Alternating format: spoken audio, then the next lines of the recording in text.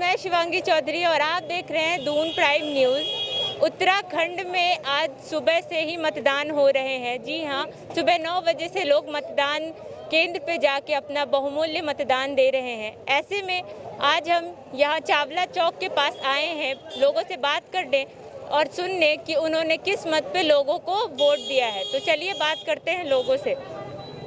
जी madam, आपने vote दिया है? हाँ जी, वोट दिया है। आपने जी, तो आपने जिन्हें वोट दिया है क्या सोच के दिया, किन मुद्दों पे वोट दिया है आपने? खासकर तो सबसे बड़ी बात है महंगाई। जो इस समय महंगाई आपने देखा एक चरम सीमा पे पहुंचे। एक गरीब इंसान को खासकर आपने देखा जो तेल की हम सरसों के तेल से जो सब्जी बनाते हैं उसकी कीमत बहुत ज़्यादा है। तो महंगाई का मुद्दा सबसे ज़्यादा है इसमें। महंगाई का मुद्दा। आपने ये कांग्रेस का वो लिया हुआ है, तो मतलब आप कांग्रेस की सपोर्टर हैं? हाँ जी, वैसे ऑलरेडी कांग्रेसी हूँ मैं।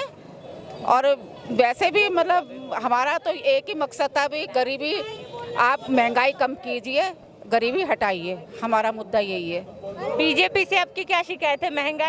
महंगाई और बेरोजगारी, दो मुद्दे सबसे ज़्यादा हैं। तो आपको क्या लगता है कांग्रेस की सरकार आएगी तो महंगाई कम हो जाएगी? बिल्कुल महंगाई कम होगी। खासकर आपने देखा जो रसोई गैस की कीमत, आपने सिलेंडर की कीमत देखी, इस समय 1000 रुपये का पड़ रहा है। और जो परिवार, जैसे मैं खुद हूँ, हमारे परिवार में 2 गैस लगती, 15-16 दिन में ख़त्म हो जाती। तो एक महीने में 2-2 हज़ार रुपये निकालने बहुत भारी पड़ रहे हैं कि एक महीने के अंदर 2 सिलेंडर कैसे ले पाएंगे। तो सबसे बड़ा मुद्दा तो एक गैस, रसोई और जो महंगाई है, जो मतलब खाद्य, आपने देखा राशन सामग्री जो हमारी इतनी कीमत उसकी बढ़ गई है, वो लेना बहुत भारी पड़ रहा है कि 290 का मतलब ये तेल पड़ता है कि जो कि इतना नहीं चल पा रहा है। इसलिए महंगाई का मुद्दा सबसे ज़्यादा। सर, आपने किन मुद्दों पे वोट दिया है? आपने किन मुद्दों पे वोट दिया है सर? हमने इस मुद्दे पे वोट दिया है जो भाजपा सरकार में जो लोकतंत्र की हत्या हो रही, संविधान की हत्या हो रही है। तो हमने जो भी पार्टी हमारे संविधान को हित में हमने वोट करा है, जोन सी पार्टी संविधान की बात करेगी ये हम लोग वाली पार्टी का साथ देंगे। तो संविधान की बात आपके हिसाब से कौन सी सरकार कर रही है? हमारे से कांग्रेस करती है। कांग्रेस?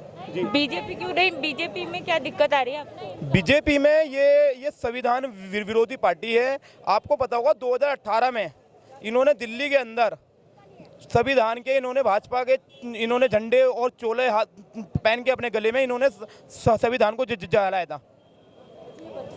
तो एक मैं भावादस का यूथ का यहाँ पर अध्यक्ष हूँ पूरे प्रदेश का, भारतीय वाल्मीकि धर्म समाज का।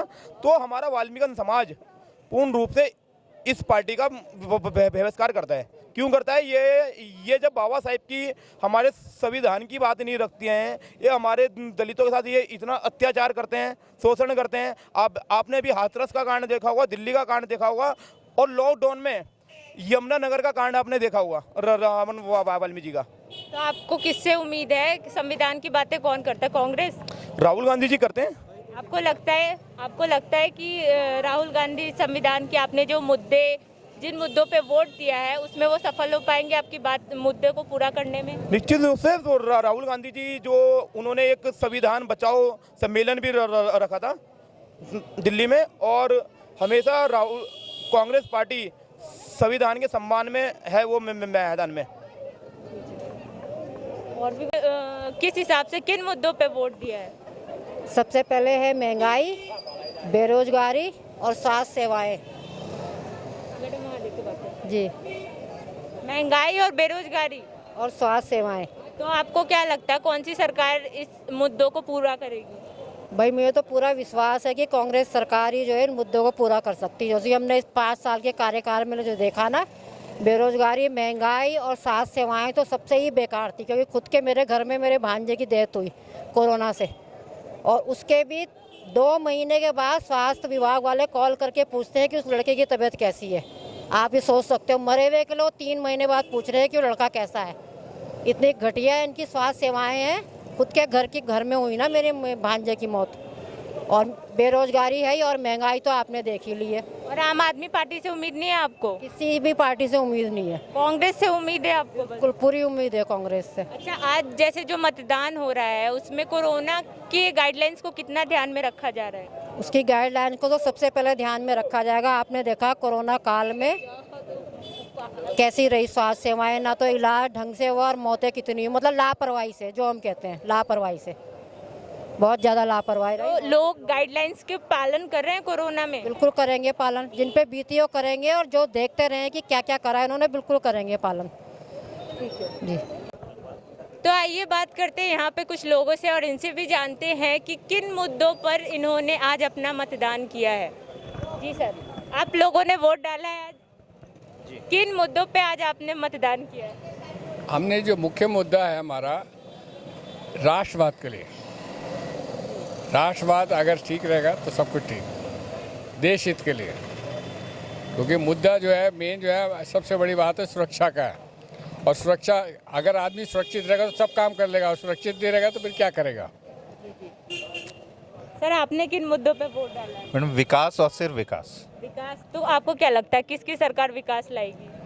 भाई मेरे को क्या लगता है ये तो आप जनता से पूछिए ना। 5 साल से आप देख ही रहे हैं, बल्कि 5 साल के, अब तो 10 साल हो जाएगा। आप देखिए, सड़कें देखिए, शिक्षा देखिए, स्वास्थ्य के क्षेत्र में कितनी हमारी विकास हुआ है, ये तो सभी को है।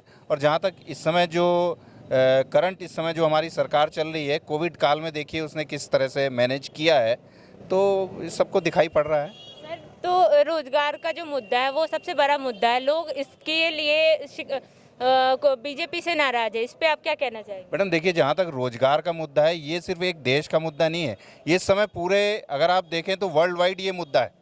और कोविड काल में इस समय एक देश नहीं, सारे ही देश, वैश्विक मुद्दा है ये, सारे देश ही इससे त्रस्त हैं। बाकी यह है कि गवर्नमेंट कर रही है, देखिए समय लगता है ना। जो मैं कहूँगा 60, 65, 70 साल में जो चीज़ है वो सिर्फ 5 साल में या 10 साल में तो ठीक नहीं होगी, टाइम लगेगा, लेकिन होगा ज़रूर।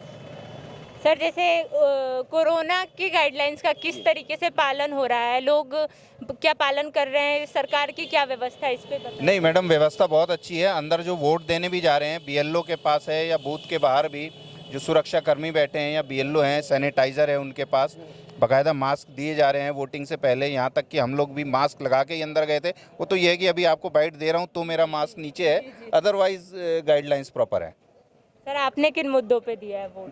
देखिए, मैंने तो डबल इंजन के आधार पर वोट दिया है, क्योंकि मेरा ये मानना है कि जिस प्रकार से उत्तराखंड में रेल के ऊपर कार्य हुआ, जिस तरह ऑल वेदर रोड बनी, तो राज्य की उपलब्धि एक तरफ है, अगर केंद्र साथ में रहती है तो उसका फ़ायदा निश्चित रूप से राज्य को मिलता है। तो मैंने उसी आधार पर अपना वोट दिया है। तो मतलब आपको लगता है कि बीजेपी सरकार आपके मतलब चीज़ों को, मुद्दों को आगे तक सही लेके चलेगी? देखिए, विकास जिस तरीके से हो रहा है और जिस तरह होम स्टे के ऊपर काम हुआ, तो आप रोज़गार की बात कर रहे हैं, सरकारी नौकरी को ही मैं रोज़गार नहीं मानता हूँ। मेरा ये मानना है कि अगर उस तरीके की मूलभूत हम सुविधाएं मिलती हैं और या जो योजनाएं आ रही हैं, अगर उसे सही रूप से क्रियान्वयन होता है तो रोज़गार उससे भी बढ़ता है।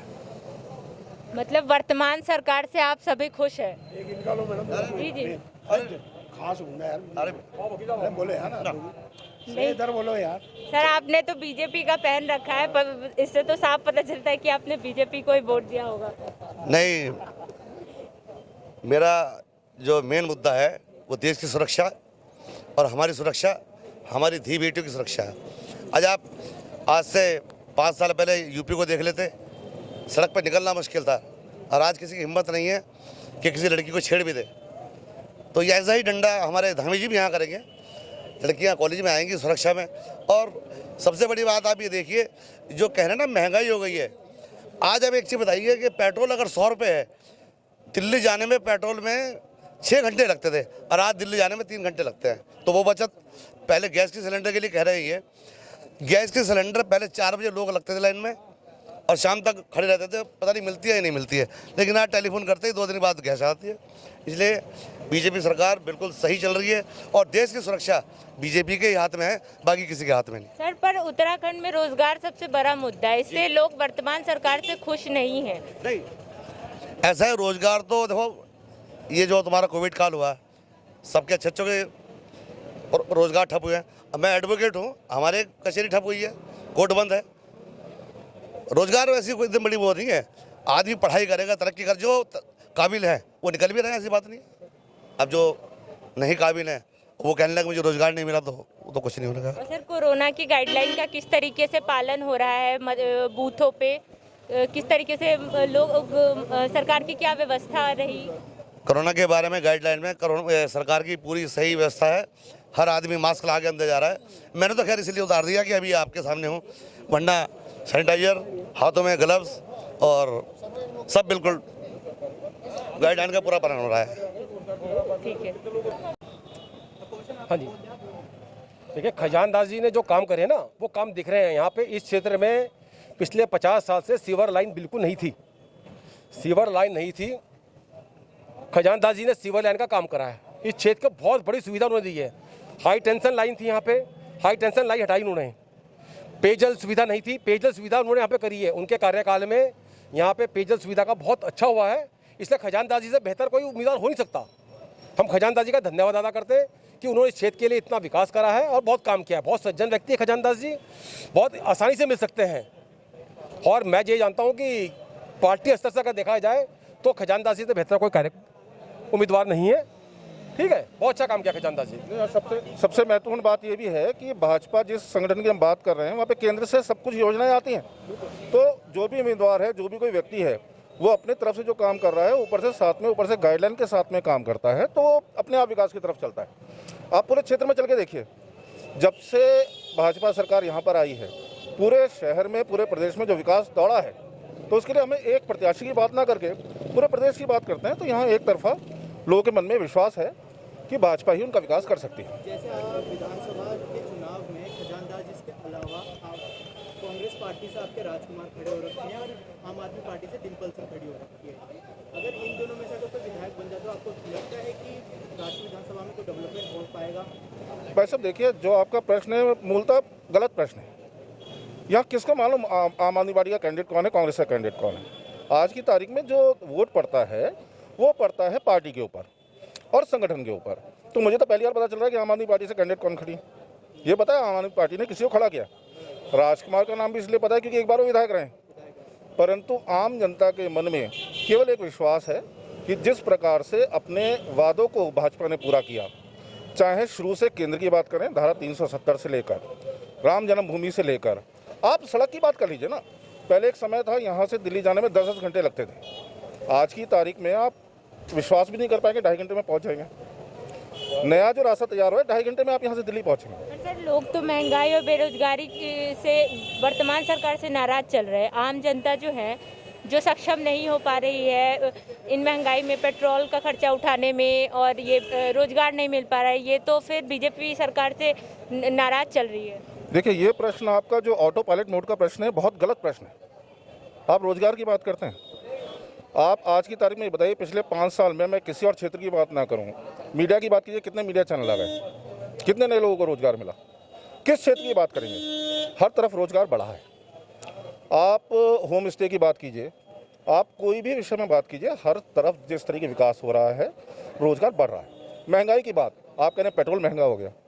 अगर आप गौर करेंगे 2012 के टाइम पे एक तरफ ये बहस चल रही थी कि पहले सेंचुरी कौन मारेगा, डॉलर या पेट्रोल। यानी हमने तो उसको कंट्रोल किया, जो भाजपा सरकार है उसने कंट्रोल किया और हम लोगों ने उनका साथ दिया। परंतु हो सकता है विपक्ष के पास कोई और मुद्दा ना हो तो भाजपा के 10 तरह की बातें करते हैं। विपक्ष तो कह ही रहा है कि अगर हमारी सरकार आती है तो 500 रुपये का, नहीं, वो तो कुछ भी दे सकते हैं। वादा करने में कोई देर थोड़ी लगती है।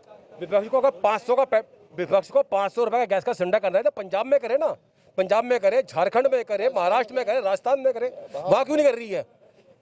It's impossible. कांग्रेस के टाइम पे 1300 कुछ रुपए का सिलेंडर भी हुआ है, मैंने देखा है, 1300 कुछ रुपए का सिलेंडर लिया है। ठीक है ना, आज तो 930 रुपए का है। कोई बात है, महंगाई नहीं है ना। अगर महंगाई बढ़ी है, आप मानते महंगाई बढ़ी तो आदमी की कमाई भी बढ़ी है, ऐसा नहीं है कमाई नहीं बढ़ी है। एक मजदूर को पहले 200 रुपये दिहाड़ी मिलती थी, आज की तारीख में तो 500 रुपये दिहाड़ी मिल रही है। ऐसा नहीं है कि महंगाई बढ़ी है। महंगाई बढ़ी है तो काम भी बढ़ा है, हर चीज़ बढ़ा है, रोजगार बढ़ा है। रोजगार ठीक है, आप रोजगार क्या सोचते हैं कि सरकारी नौकरी रोजगार होता है क्या? सरकारी नौकरी रोजगार नहीं होता, प्राइवेट नौकरी भी एक रोजगार होता है। मेरा अपना कोई काम धंधा है तो मेरा भी रोजगार है। मैं कोई आज भाजपा के टाइम पे ही नहीं इतना बड़ा हुआ, मैं कांग्रेस के टाइम से ही वो, मुझे नौकरी नहीं मिली तो मैं अपना काम करता हूँ। मुझे अगर 40 रुपये कोई नौकरी मिल जाती, सरकारी नौकरी 5,000 10,000 रुपये की हो सकता, मैं वहीं होता। आज मैं अपना काम करता हूँ तो मैं अच्छा कमाता हूँ। ठीक है, पर लोगों को सरकारी नौकरी के अलावा ऐसे जो प्राइवेट नौकरी है वो भी रोजगार नहीं मिल पा रही है। प्राइवेट नौकरी भी जो होती है वो एक रोजगार होता है। अपना जो काम करता है आदमी वो रोजगार है ना भाई। सरकार क्या चाहती है, मोदी जी के क्या है कि आदमी अपना काम करे ना। कोई अगर होटल खोल रहा है तो वो बहुत अच्छा कमा रहा है, एक चाय वाला ही पहुंचा यहाँ पे, चावला स्वीट साहब है, कहने को तो देखिए आप जाके कि चाय की दुकान है, लेकिन मेरे ख्याल से एक आदमी जो 50,000 की नौकरी करता होगा उससे ज़्यादा वो कमाते होंगे। तो ऐसा नहीं है कि काम है, काम करने वाले नहीं है। ठीक, काम तो है ना, काम करने वाले नहीं है, ऐसा नहीं। हर आदमी सरकारी नौकरी चाहता है, हर आदमी सरकारी नौकरी चाहता है। सरकारी नौकरी ही रोजगार नहीं है। रोजगार जो है वो बाजार से क्रिएट होता है। अब जैसे ऑल वेदर रोड बन रही है, अब आप क्या समझते हैं, ये लाखों रोजगार क्रिएट होंगे इससे। सड़कें बनती हैं, उससे रोजगार क्रिएट होता है ना। जो लोग इस बार जो बीजेपी से नाराज चल रहे हैं, तो आपको क्या लगता है इस बार बीजेपी उनकी शिकायतें दूर कर पाएंगी? नहीं, बिल्कुल। जो ऐसा देखिए ना, एक परिवार है बीजेपी, भारतीय जनता पार्टी एक परिवार होता है।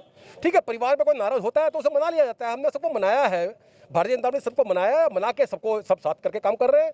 और मुझे पूरी उम्मीद है कि भारतीय जनता पार्टी यहाँ पर सरकार बनाएगी और धामी जी हमारे पूरा मुख्यमंत्री बनेंगे। और जनता में कोई नाराजगी है भी नहीं, जनता में कोई नाराजगी नहीं है। आज तो है, लोग महंगाई रोजगार में महंगाई की बात आप कह रहे हैं ना, ग्लोबल सुनिए मेरी बात। महंगाई किसे कहते हैं? अगर आज आपके घर में एक शादी होती है, ठीक, आप 200 रुपये का पेट्रोल को तो रोते हैं, मगर 5,000 रुपये आप मेहंदी लगाने में लगाते हैं, तब महंगाई कहाँ जाती है? आपको किसने कहा वेडिंग पॉइंट में शादी करने के लिए? आप घर में भी कर सकते हैं। आदमी ने खर्चे अपने अननेसेसरी बढ़ा रखे हैं, उसको लेकर के वो महंगाई चिल्लाते हैं। अगर वो अपने खर्चे को थोड़ा सा संतुलित कर लें तो महंगाई नहीं है। मानते हैं ना आप इस बात को? 100% जीतेंगे, 100%। अब बाकी आप तो मीडिया है, पूरे क्षेत्र में भ्रमण कर रही है और आपको पता लग जाए कि रोजाना देख के पता लग जाता है कौन वोट कहाँ जा रहा है। ठीक है ना मैडम? हाँ मैडम, जिन्हें सिलेंडर 1,000 रुपए में महंगा मिलता है ना, वो लेडीज ब्यूटी पार्लर में मैंने देखा है कि 25-25 हज़ार रुपए खर्च करके आती हैं। ये बात फैक्ट है, मैं आपको मैडम 1,200 रुपए का मिला है, 1200 हजार का मिला है, पर क्या हुआ? कुछ भी नहीं हुआ। मतलब मैं आपको बताऊं, हम जो कह रहे हैं ना, महंगाई मुझे नहीं लगता कोई महंगाई बढ़ी है। महंगाई तो पहले जो थी वही है, कोई ऐसा नहीं होता। ठीक है, एक सिलेंडर आप बोल रहे हैं आज 930 रुपए का, वो 1360 रुपए का था कांग्रेस की सरकार में, जब मनमोहन सिंह प्रधानमंत्री थे, वो 1360 रुपए का सिलेंडर था और मिलता भी नहीं। ठीक है, मिलता भी नहीं था, लाइन लगी रहती थी और ब्लैक मार्केटिंग होती थी, कालाबाजारी होती थी। ठीक है, उसमें गैस भी कम होती थी। आज मोदी जी कही है कि गैस बुक करिए, एकदम आपके घर में गैस आ रही है, ऑनलाइन गैस बुक करिए, गैस आती है अगले दिन। ठीक है, गैस ज़्यादा है। महंगाई का अगर आप देखेंगे तो महंगाई का मुद्रास्फीति से पता चलता है कि कितनी महंगाई बढ़ रही है। अगर आप कांग्रेस के कार्यकाल को देखेंगे तो जो उसकी परसेंटेज थी और आज उसमें बहुत अंतर है। काफ़ी हद तक महंगाई को कंट्रोल करा है और महंगाई को जर्नल अगर आप देखेंगे तो हमेशा ग्राफ ऊपर की तरफ जाता है, उसे कोई पूरी तरीके से नहीं रोक सकता है। तो इसलिए महंगाई और बेरोजगारी का मुद्दा केवल जनता को भ्रमित करने के लिए है। हकीकत यह है कि इसे कोई नहीं पूरी तरीके से दूर कर सकता है या इसे रोक सकता है। सर, जैसे केजरीवाल जी ने भी कहा है कि वो रोजगार लोगों को देंगे, युवाओं को रोजगार देंगे, बिजली पानी मुफ्त देंगे। कैसे देंगे? दिल्ली में क्या दिया? कैसे दिल्ली में क्या दिया? बताइए, दिल्ली में क्या दिया? कितने अब आप कह रहे हैं बेरोजगार हैं लोग, क्या दिल्ली में बेरोजगार लोग नहीं है? लॉकडाउन में दिल्ली के आदमी उत्तराखंड में क्यों आए? यहाँ से राशन लेके क्यों गए? क्या दिल्ली में राशन देने को उनके पास नहीं था तो वो उन्हें रोक के रखते। दिल्ली के अंदर जो यमुना को वो नहीं कंट्रोल कर पा रहे, इतना पॉल्यूशन है। वर्ल्ड की सबसे पॉल्यूटेड सिटी अगर कोई है वो दिल्ली। दिल्ली के अंदर वो कहते हैं स्वास्थ्य उन्होंने किया, वो कहते हैं शिक्षा पे उन्होंने काम किया। जाके एक बार स्थिति देख के आइए, उसके बाद बात करेंगे। दिल्ली से हम सब लोगों का टच रहता है और कोई ना कोई रिश्तेदार जानकार हमारा दिल्ली में है, तो वहाँ जाएंगे तो पता चलेगा।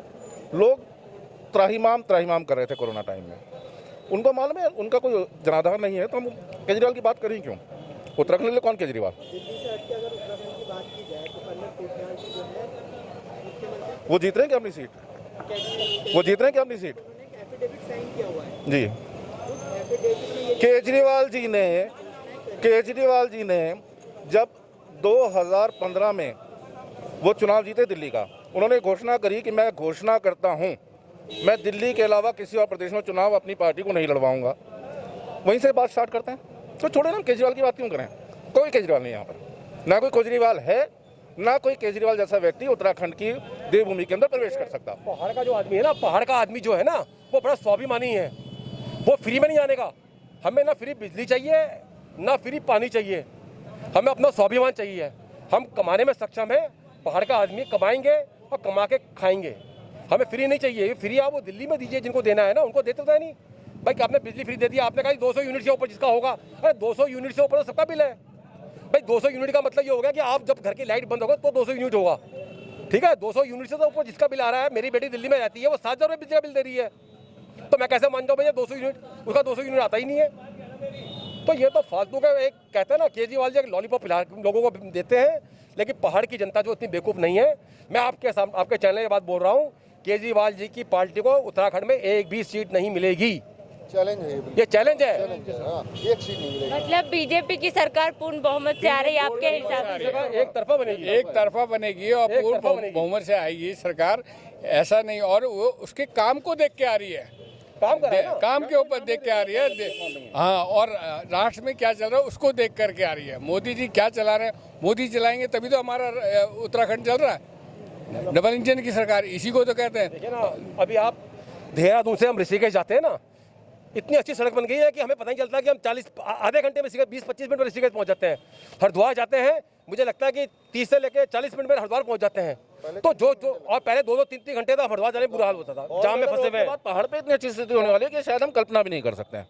तो 2-2.5 साल से इतने पैंडेमिक के टाइम पे जिस तरीके से सरकार ने संभाला है पूरे प्रदेश को, तो मुझे नहीं लगता कि हमारी क्षेत्रीय जनता बहुत समझदार है और वो एक तरफा उसी व्यक्ति को वोट देगी, उसी पार्टी को वोट देगी जिसने विकास किया है और जिससे विकास की उम्मीद कर सकते हैं। धन्यवाद। जैसा कि आपने देखा, यहाँ हमने लोगों से बातें की हैं, लोगों की राय ली है। कुछ लोग कांग्रेस के पक्ष में बोल रहे हैं तो कुछ लोग बीजेपी के पक्ष में बोल रहे हैं। वहीं आम आदमी पार्टी के भी पक्ष में कुछ लोगों ने अपना मतदान दिया है। खैर, रिजल्ट क्या होंगे वो तो चुनाव के बाद ही पता चलेंगे। बाकी आगे के अपडेट्स के लिए बने रहिए हमारे साथ, देखते रहिए दून प्राइम न्यूज़। धन्यवाद।